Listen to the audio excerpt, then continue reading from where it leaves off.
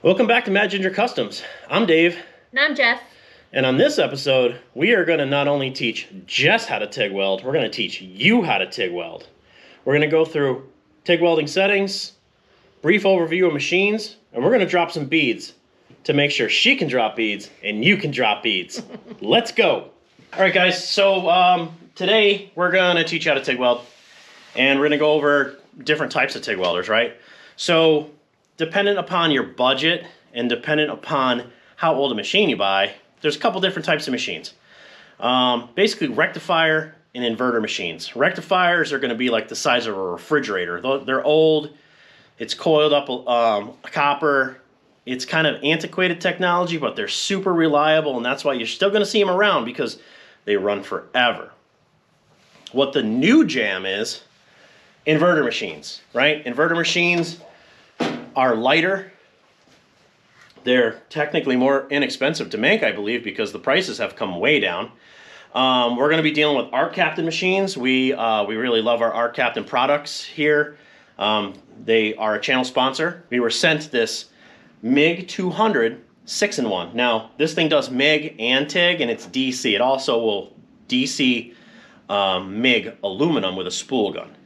What we're going to concentrate on today is the AC/DC TIG. We're going to get into machine setup. We're going to get into torch setup. We're going to get into a little bit of tungsten selection. That is very, very deep as far as what you're doing, your materials and such. But this is going to be a very, not a dumbed down version, but a basic version. You guys have to understand, I am not a professional TIG welder, but I have TIG welded for over 20 years successfully. And I feel that I have enough knowledge on this subject that I can tell you in a manner that's easy to digest, and that you guys can pick up one of these machines and literally, after watching this video, I think you could lay down a decent bead, or at least get some seat time and run a bead. This is the new ARCCAPTAIN TIG 200P. Now, this has AC and DC capability. Also, what's important, and we're going to get into it a little later, this is a square wave machine, but it's also a triangular wave machine. I know that won't make sense if you've never TIG welded before. So this machine is very easy to use. I do have a Thermal Arc Pro Wave 185, and it's kind of complex as you're kind of moving through the settings. I find the ARCCAPTAIN stuff to be easy to use. Our MIG 200, I literally took it out of the box. I didn't read any instructions, and I just went at it. You never read instructions. Okay. Why do you got to tell them that? Okay. So on this machine, you got the multifunction knob. It's going to bring your amps up and down. It's also going to give you the display. This will not be about this machine. This will be about any machine. This machine has a pulse feature. Most higher end machines do have a pulse feature. What that does is you can either turn it on pulse, on or off. When you're not on pulse, basically when you lean into that pedal, you are regulating heat and amperage and voltage through your pedal input. Or if you don't have the pedal, because the pedal is an option, you can get the pedal. I would highly suggest you do. But if you just have a clicky button, which also this is a 26 torch, we'll talk about that. Basically, it's an on-off. You push it down, and it stays whatever the preset voltage is, and then you let off, and it shuts off. If you use a pulse feature unit, turn it on. What this is going to do, and it's going to allow you have some parameters to set with this. The beeps are confirming where you're doing. It lets you ramp up, you keep the pedal down, and then it backs you down, brings you back up, backs you down, brings you back up. So what that allows you to do is puddle, smaller puddle, puddle, smaller puddle, and you add to that puddle, and that's going to give you easier use doing production dependent upon your skill level. We'll talk about that. I find this machine super easy. It's 220 volt or 120 volt, comes with an adapter. We're not going to talk too much about that. It comes with a regulator. You guys need an argon tank if you are going to TIG weld. That is non-negotiable. You need to get yourself an argon tank. It's the only way this works. This does not feed material. It uses the tip to transfer the voltage to the workpiece, and then you're going to fill as you go, unlike a MIG welder. This unit's easy to adjust. It tells you right on it. What are we doing here? AC TIG. AC is going to be what you're going to use for aluminum. Okay? Now, in the old machines, you would have to change your input with your lugs. You would have to switch polarity. The machine does that internally. Most TIG welders that have AC capability will do that. You tap it on DC. What's DC going to do? Your steel, your titanium, your stainless steel. It also has MMA. What's MMA? Stick welding. We're not getting into that in this video. This machine will stick though. But if you have a TIG welder, why wouldn't you TIG weld, right? It gives you 2T, 4T, and I believe it might even do spot. It does spot too, so spot welder too. So 2T is when you pull this button down or you push your pedal down, the machine's going to weld until you let off the pedal or off the switch. 4T, you just touch the button once, you weld, and then you hit the button again to shut it off. Spot technology is you're going to hit the button and it's going to give you a predetermined, you set the setting, predetermined length of spot weld. At the bottom here, this is going to be your square wave selection. Shows that your wave is a square or your triangular wave. Now, we're going to touch on that briefly because the majority of machines do not have triangular wave technology. I actually can't think of any other one that does. I think the majority of them are square wave. Square wave is perfectly fine. Triangular wave is key for sheet metal and thin metal. It gives you more control and it gives you a little less penetration so you have less blow through. We'll try that in a future video because we have a ton of sheet metal to do, and the project we bought is literally a trash can and we're going to have to do a lot of welding on it. So maybe you can do that. Fun! So multifunction knob, you know, this comes into play if you want to do pre-purge, post-purge. That's for your gas. So basically, pre-purge is when you hit the button or the pedal. Pre-purge is how much gas comes out before it starts welding. You got that? Sure. Post-purge is how long the gas stays on after you've completed your weld. Okay. Guys, when you TIG weld, a couple things that are important. Do not use a fan when you're welding because you're going to blow your shielding gas away. Your shielding gas is going to create a bubble around your welding area. So the oxygen in the air and the contaminants in the air don't contaminate your weld. So don't run a fan. And if you are in a situation where you're in a garage like we are, or a barn, if you keep your doors open and it's breezy, I can guarantee you're going to affect your weld. And that doesn't go for just TIG welding, that's MIG welding too. Anything that uses shielding gas, you really need to cover that bubble. Now, different amperages, different types of material, and different depths of your tungsten require different amounts of coverage for gas.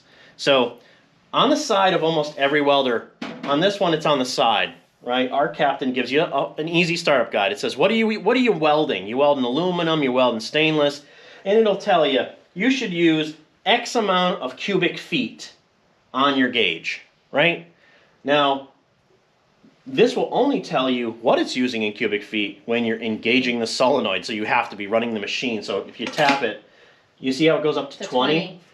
I would implore you guys to run a little bit more shielding gas than what's recommended, especially if you're new. I will never run anything under, say, 20 on the gauge. You can. A lot of people do that because they regulate their coloring, because your coloring is technically, well, it's contamination, really. Like when you weld and you see the guys that make art with welding and they use the colors, they're changing their angle and they're changing how much shielding gas they use. So if you guys want to play around with that, you want to get some purples, you want to get golds, you can turn your shielding gas up and down. You can get fancy with it. You certainly can. That's basically how this machine runs. All these machines are very similar. You got a ground cable, you have the torch cable. This is considered a torch, okay? These come in all different sizes. This is a 26 torch, which for me is actually fairly large. I run a 17 on my other machine, or a 17 flex head, meaning you can take here and it bends over. So in case you need to get in somewhere where you can't, they also make an offset torch. and they make very large cups. If you guys go on Instagram, there's a company called Ferric, and they make these massive cups with massive gas lenses to get all the gas coverage. They make drag behind gas lenses that are square. I think there's a page called, I think it's called I Am a Girl Welder or something like that. She does amazing work, guys. You should follow that. She uses a welding positioner. Super primo welding. I love it. Let's talk torch setup. To get yourself going on any machine, you're going to have to assemble your torch, right? That entails a couple things. So that entails cups, caps, and there's collets in here. So I'm going to disassemble this for you in front of you so you see this. Now this cap on the back side, there's an O-ring, right? That is important. It is important to this unit as a whole seals from here to here, so all your shielding gas comes out here and you're not leaking around your seals, okay? So that's gonna come off. There's different size caps. You can put a shorty on in case you need to get in somewhere tight. You know, you cut your tungsten down, resharpen, and you put your shorty on. This is gonna pull out. These collets are specific to what size tungsten you are using. This is a 3/32. I would suggest you guys start with a 1/16 or a 3/32. Going any bigger than that is not beneficial on a machine that's, you know, sub 200 amps. It's just going to make this more bulky and harder to use. I would say 3/32 is a good place to start. And it is dependent upon this collet size. Now in here, you also have your cup, right? Your cup is what's going to divert your shielding gas down to your work.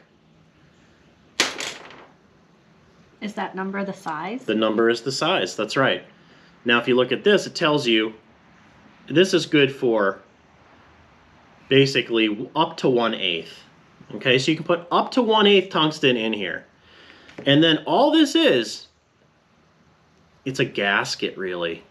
I think it's some type of nylon. But it just comes over and basically you're pushing against it to seal because it's tapered. This is not mandatory, this is a suggestion. I don't run TIG torches that do not have gas lenses in them. And I'm going to show you what a gas lens is. Now this gas lens is beat through the floor. This unit is very old. I have more of these. Was that originally this color? It was, yeah. These start off as pink. Oh, I see in the inside. If you buy the Ferric ones, they make these in white. They also make them glass, which is in here. I'm going to show you. Oh yeah, I see them in there. So a gas lens, what this does is this has a screen here, and what this does is it diverts the gas and diffuses it, so you get a bigger area of coverage, right? So it comes in one side and then it comes out the other. See how dirty that is? This is so very old. So you need a series of different gaskets to be able to be allowed to use something like this. What you can do is buy a kit. Now, I don't know who sells these kits. They sell them on Amazon. Ferric sells these kits. If you buy a Ferric kit like this, it's about $200. These are not cheap. I would say start off with something like this. This is economical. So what this is, it comes with, you know, it's a small gas lens. It's not like the nice Ferric ones, but it's better than nothing, right? So you use this, and you can also have, these are glass. They make them out of Pyrex, I believe, and glass. Oh yeah. So this sits in here, and then you can see your puddle better, and it's going to give you a larger area for coverage. So I'm not going to assemble this new machine with anything, any of the gas lenses, anything. I want you to see what the machine will do, brand new out of the box, how you would receive a machine without having to buy all kinds of extra accoutrements. I would highly suggest you running a gas lens. Now, let's talk tungsten. Tungsten is the electrode that transfers your voltage to your workpiece. There are many types of tungsten. There is red thoriated tungsten. This was always the go-to for TIG welders ever since I think TIG welding started. If you're doing DC work, tungsten was the go-to. I mean, thoriated tungsten was the go-to. Like, wait, what? This is basically 2% thoriated tungsten. The problem with thoriated tungsten is this is technically radioactive. There are safety precautions, especially when you're grinding this. You want to do this in a well-ventilated area. There are sheets for safety on this. I'm not getting into that with you. That is your responsibility if you're running thoriated tungsten. Here's what I would suggest for you. The majority of all tungstens are color-coded. This is called lanthanated tungsten or lanthiated tungsten. It has the same properties as thoriated tungsten, but this is not radioactive and safe to use. I would say for your money, this is going to be the best compromise if you're just buying one pack of tungsten. This is pretty much the jack of all trades as far as tungsten goes. This does AC, this does DC, this has really good heat properties as far as splitting. People of, I don't want to say older people, but people that run rectifier machines will tell you if you're running AC machine, you have to run green tungsten and you have to ball it up. If you are running a rectifier machine, that is true. If you are running any new current machine, you do not have to do that. I'm telling you that is a waste of your time. You can run a pointed lanthanated tungsten, or there's all types of tungstens. Okay, so these machines, these ARCCAPTAIN machines, come with one piece of, I believe this is 1/16, and this is serrated tungsten. Now, serrated tungsten is really good for starts and stops and low amperage use. So if you're doing, say if you're building turbo kits and you do like charge piping, exhaust piping, thinner materials, serrated tungsten is actually a very forgiving tungsten. It is not good for higher amperage. Do not use this if you are maxing out your machine. A couple things will happen. The amperage actually changes the properties of this stuff, and the ends probably will split. You will consume it faster. So today, I think for Jess, we are going to remove my radioactive thoriated tungsten. I appreciate that. I just bought that as an example. And we're going to go with lanthanated tungsten. And we're going to go with the 3/32, and this is what I suggest you guys do. If you grind tungsten, you can do it with a tungsten grinder. These used to be very expensive. They are not anymore. Wait, specifically for that? This is literally made to sharpen tungsten. Huh. It changes the angle. You can change your angle and your pitch. You can also use a grinder, standard grinder. But let me preface that statement with, when you grind on a grinder and you're sharpening tungsten, if your wheel goes this way, spins down like this, you don't want to go this way. You want to go this way against the wheel like that. Mm. You want the lines to do this. You don't want it to spiral around it, because that will affect the flow of the electricity, and it will make your puddle kind of erratic, and it'll make the delivery erratic. You can actually see it in your welding helmet. TIG welding is all about clean work. The cleaner your work can be, the cleaner your tungsten can be, the better quality puddle you're going to have. When you are welding, this is the hardest thing for a new welder. This is the discipline end of things. When you start welding and you dab and you get a little material on that tungsten, you're going to stop immediately, and you are going to disassemble your torch, and you're going to resharpen this every single time. And if you don't, your welds will be terrible, you will never learn anything, and you will create this green hue as you travel. If you have any exposed skin, I promise you the most vicious sunburn you have ever seen in your life. Sounds scary. We're gonna talk about, you're gonna keep all your skin covered when you're welding. Got it. I tacked this together real quick for Jess. Actually, she ran the pedal, I ran the torch, just to tack it. So what we're gonna do is we are not going to be using filler on her first pass. We are going to just fuse the metal. Jess knows to keep, what are we doing? We're keeping the tip 45 degrees from your travel path. We are also going to manage the height of the tip, and we're going to try to keep it consistent all the way across. And just for now, maybe we'll move in little circles to drag that puddle forward. Okay? Now Jess understands she is not using the button on the torch, she is using the foot pedal, and the foot pedal will control your input of heat. Mm-hmm. So as you're welding, I'm going to give you instruction on more pedal, less pedal, yep, or slower or faster, or keeping your tungsten closer to my project. Closer to your project, because you have a tendency to lift away, right? Mm-hmm. So we think this is going to go good. How do you feel about this? 1 to 10, where are you at? Comfort-wise? Yes. 7. 7? Guys, I might be being a little optimistic. That's incredible for Jess. She never goes with the 7 off the rip. All right. Fire up the ARC Captain. TIG 200p AC/DC. She's going to spool up fans, and then she's going to drop back down into her sit mode. Jess is covered all the way up her arms. Now, we as a family are very gingery. Pale. Pale. This will burn you unmercifully if you have skin showing and you dab your tungsten. What are you going to do if you dab your tungsten? You're going to stop and regrind your tungsten. What else is important?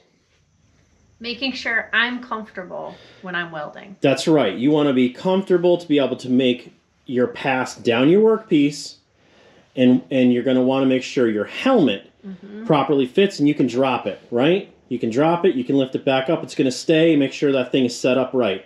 Now, what about your torch hose? I like it across my lap. I feel like I have more control over where I'm working. Right. So you guys might want it over your shoulder, depending upon where your machine sits. You know, Jess is to the left of the machine, so I have a tendency just to let it hang next to my right leg. You guys need to figure out what is most comfortable for you, and that comes with seat time. So now, what we're going to do is, Jess is going to do a fusing pass just to get the feel of moving the torch, using the pedal with her dainty little feet. And I am going to probably yell at her like she's holding a flashlight. And I'm working on some old junk car. I need good instructions. I don't do that. I'm going to put you guys on a magnified lens with a shade 10 over you. I'm going to narrate. The only thing you're going to see is Jess's bead and her traveling and the puddle moving. And then we'll talk about it when she's done. Lean in hard. Yep. So make your little circle. Keep moving forward. You're actually doing well. I wish I could give you more direction, but wow, okay. You need to be a little closer to your workpiece. You need to back out of that pedal just a little bit. No, a little. You got to give it more than that. Yep, see, you lost arc. More pedal. Yep. Keep moving. Yep, keep moving forward. Very good. You want to keep that puddle width the same, in uniform. Yep, keep moving forward. Now we're going to stop halfway, so what are we going to do? We're going to let off that pedal, but we're going to keep the torch in the place so the post-purge can do its job. I still got the magnification lens on. It's not very clear, I'm sorry guys, but this is what she did. Now granted, I tacked it, but this is just a fused weld. This is what you guys need to do starting off. Do not start with filler rod in your hand. You need to get this motion down and the puddle movement going first in order to be successful adding filler rod. All right, guys, so I think Jess was pretty successful with that. So what we did was we're going to take the same piece. Now, obviously, it's already hot, but we just flipped it over. So now what we're going to try to do is have Jess start her own tack, move forward, and add filler rod dabbing as she goes. And I will give expert instruction. Let's hope. Let's hope. So, what do you think so far? Stressful. Stressful? Yeah. It's a lot to remember. A lot to keep straight when you're moving. Fusing it, pretty easy, right? Yes. Adding the fillers when your hands have to do multiple things. 2 different things, and my foot has to do something, and putting it all together. Right. So Jess did a couple tests here trying to add filler. Mm-hmm. And it's the cadence of moving the puddle and dabbing, moving and dabbing, moving and dabbing. Now, this was a tragedy right here, but this is where she fused together and she did good. It's the wrong lens, guys. I know you can't see that. Now on this one, she did very well from here to here. She's a little hot because she's moving slow, so she's, carboning up the top. So what she's going to do on this one, we're going to set you back up on the lens with the welding lens in front of it, and we're going to try to get her to move forward at a little bit faster speed and dab. So, are you ready? Yes. Okay. I'm going to do the best I can with not yelling. And I hope not to disappoint you. You never disappoint me. Make a circle. You got to get a bigger puddle going. There you go. Now add and move. Yep, add and move. Add and move. Add and move. Very good. Yep. Add and move. Add and move. Add and move. Perfect. Very good. See how your puddle width is staying the same width? That's perfect. Keep moving. Move a little fast. You're going to have to move faster because your heat's soaking. Yep. Or you got to take a little bit of pedal, just a little pedal out. And then make a circle when you go. Keep moving. You got to move faster. Yep. Keep going. Okay, just stop right there. Pedal out. Yep. And wait for the post purge to complete. All right, guys. Well, let's talk about this. Jess had a little dab at the beginning, and that's why you get this little discoloration here. Sometimes you can just, if it's a very light dab, you can power through. So she does have an elevated pass, which is okay. She's adding. She's trying to maintain her width through. Overall, that's a good start. So we're going to pull off the magnifier. Look how big you are. And we're going to talk it over. Okay, post first bead interview. Yes. So, what do you think you did wrong? What do you think you can do better? And what do you think you did right? I got a little too anxious at the beginning and started adding filler when I didn't have a big enough puddle yet.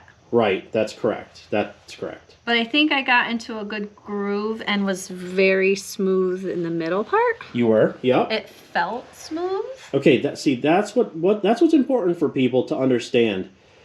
This is all about feel. This is all about seat time. You have 0 seat time. Mm-hmm. What you guys aren't seeing is the fact that the only thing that Jess has tried to weld was this pile of 2 plates. She's never TIG welded before. I promise you this isn't, obviously she hasn't TIG welded before.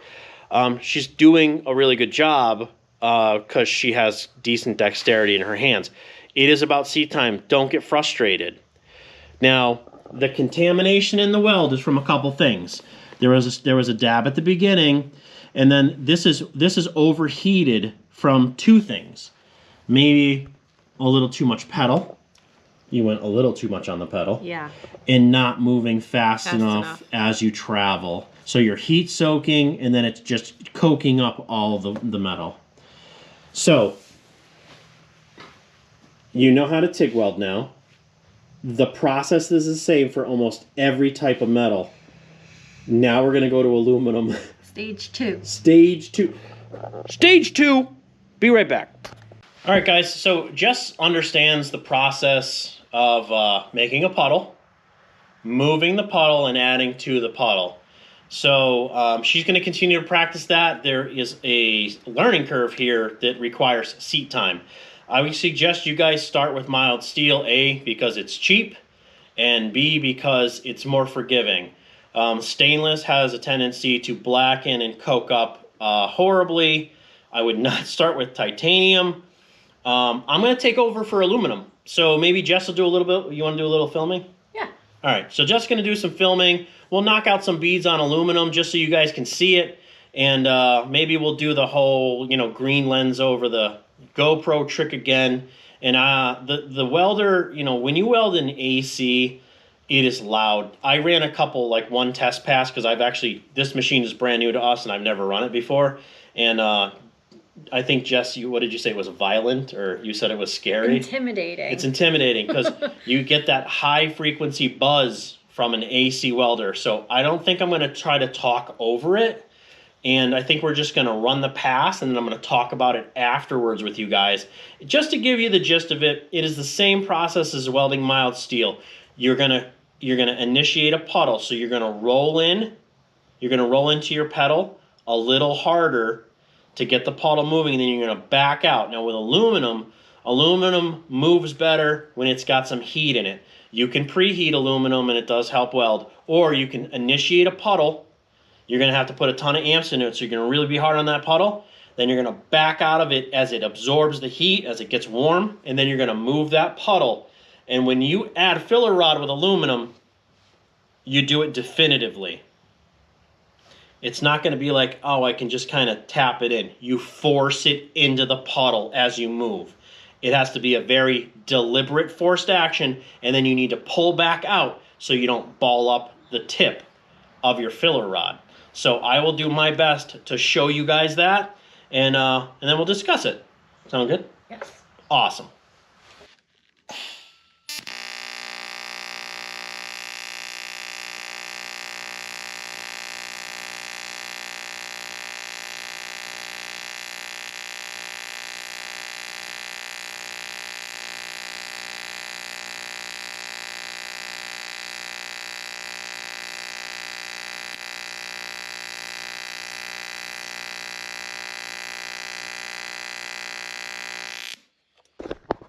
This is like our first time using this machine, but man, that's not bad considering this is scrap that was really kind of filthy that we just cleaned up.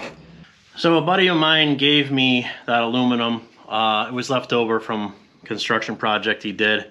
But, you hit it with the flap wheel. You clean it up the best you can. Obviously it has impurities in it because it was used bracketry. But the result was good.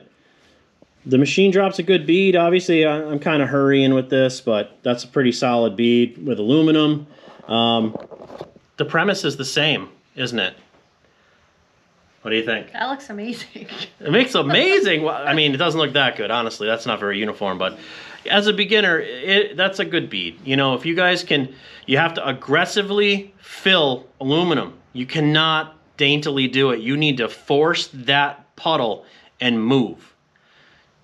Bury that pedal back out.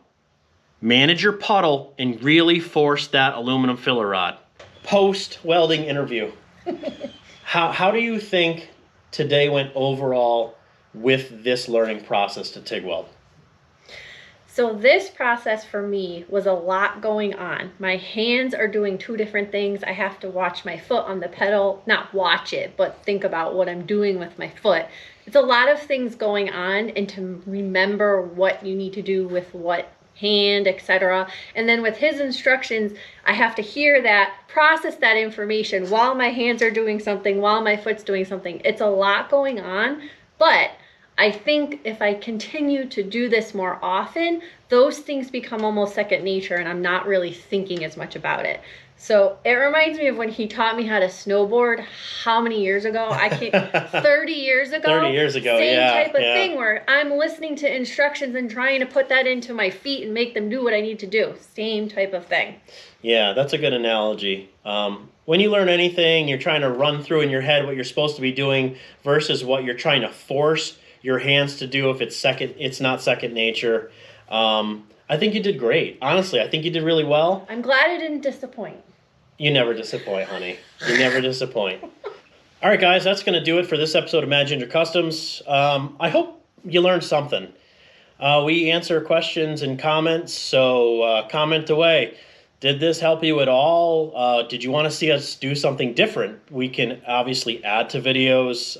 We can do supplemental videos.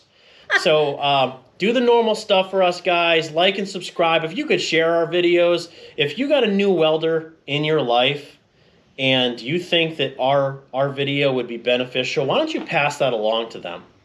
And just like you saw, Jess has never TIG welded ever before.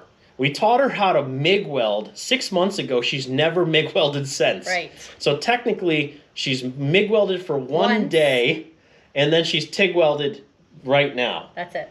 And that's it. So just remember, guys, if we can do it, you can do it. Thanks for watching.